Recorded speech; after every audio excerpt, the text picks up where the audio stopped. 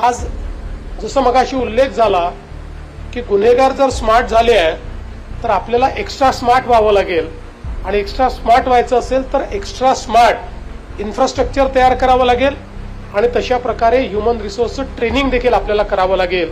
आणि म्हणूनच आज आपण पाहू शकतो की देशातली सगळ्यात आधुनिक अशा प्रकारची या ठिकाणी सायबर फॉरेन्सिकची व्यवस्था ही महाराष्ट्रामध्ये आपण तयार केलेली आहे।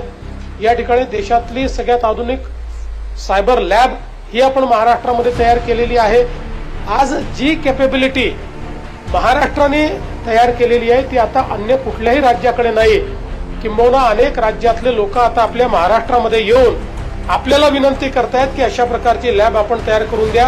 आणि म्हणून मागच्या काळामध्ये आपण जे काही वर्मासाहेब जी काही नवी मुंबईला आपलं त्या ठिकाणी सायबर सेंटर सुरू केलं, आज आपण त्याचं कॉर्पोरेशन केलं आणि आपलं कॉर्पोरेशन आता अन्य राज्यांमध्ये जाऊन त्या ठिकाणी तशा प्रकारची व्यवस्था आता उभी करते आहे।